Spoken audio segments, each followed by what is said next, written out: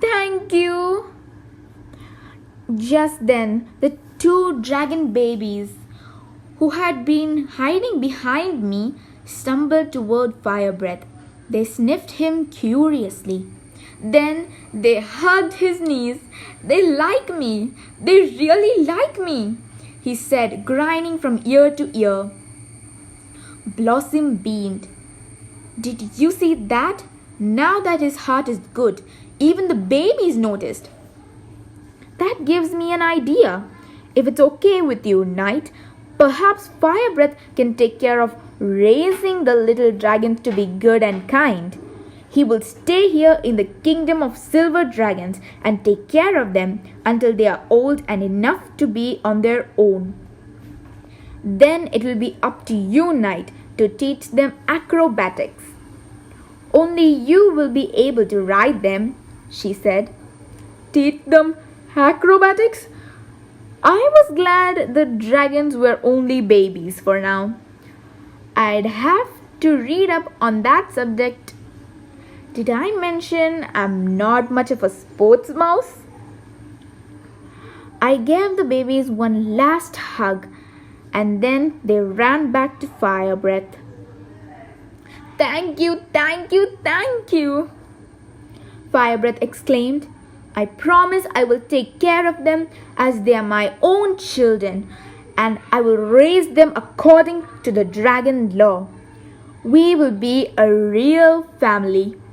Blossom, George, and Sterling looked at one another, then nodded and said solemnly, And so it shall be. At that moment, I felt the palm of my paw sting, and I noticed that the brand of light had disappeared. From the first time since I had left, I felt homesick. The brand of light has vanished. Because you have completed your mission, Sterling explained. You saved the dragon egg and my kingdom. You planted the seed from the lasting peace, and you turned a bad dragon into a good one. All the dragons grunted, Thank you, thank you. I must say I was feeling pretty proud of myself. This trip had been quite an adventure. But now it was time to say goodbye. I climbed back on the dragon of the rainbow and took off into the sky. Part of me felt sad about leaving, but somehow I knew this wouldn't be my last visit to the kingdom of fantasy.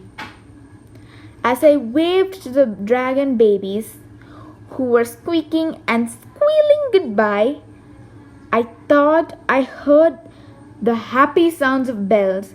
Ding dong, ding dong, ding dong. Ding dong, ding dong, ding dong. The return to New Mouse City. Home sweet home. Ding dong, ding dong, ding dong. Ding dong, ding dong, ding dong. The sound of the bells followed me home.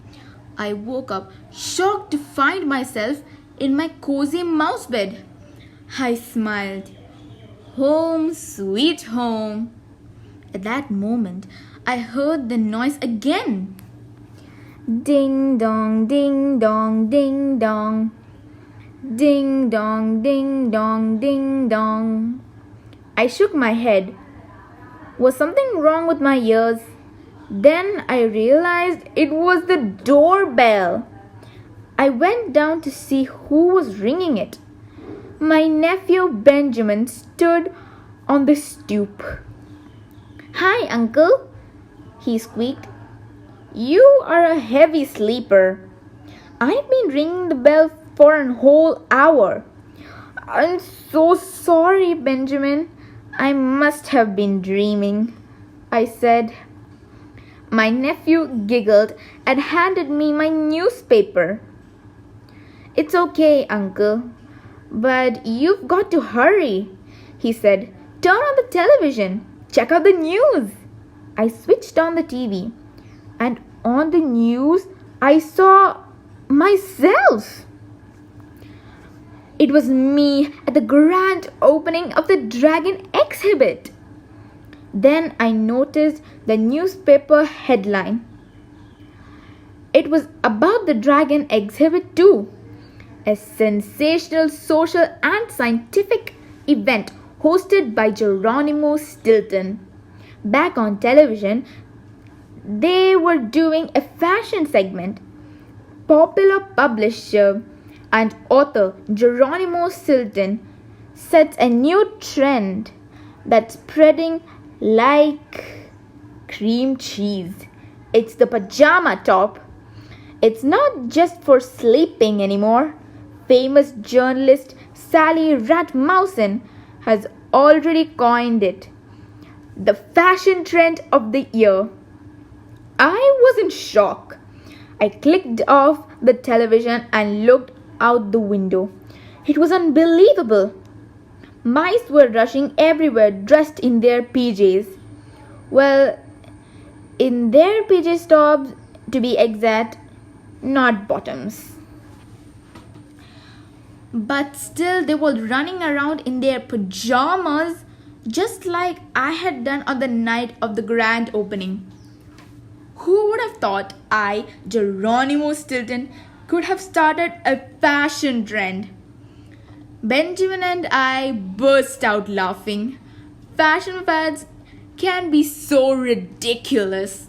Oh, Uncle Geronimo, Benjamin said, did you remember that you promised me you would take me to the soccer game? The Squeakers are playing. I froze. I had been so busy with the dragon exhibit. I had totally forgotten.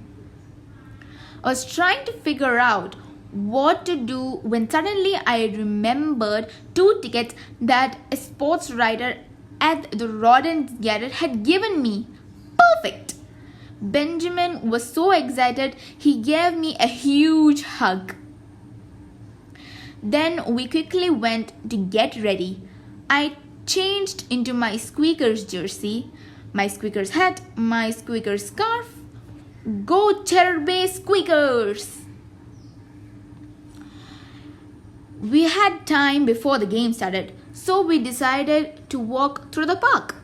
After strolling around, we sat under a beautiful oak tree, enjoying the gorgeous fall day. Before long, we joined Benjamin's friends who were playing ball at a nearby field. I was having such a wonderful time with my nephew on my beloved Mouse Island that my adventure in the kingdom of fantasy seemed like a long ago dream. Just then, one of Benjamin's friends said, "Please tell us a story, Mr. Stilton." "Yeah, a story," everyone yelled. So I began to tell them about my dream. I told them about the lost dragon egg and about the strange gifts of the 7 sisters. I told them about the evil trolls and about the battle between the dragons. I even told them about following the dragon poop. For some reason, they thought that part was really funny. In fact, Benjamin's friends liked my story so much that they convinced me to write it all down. So here it is, the finished book you have just finished reading.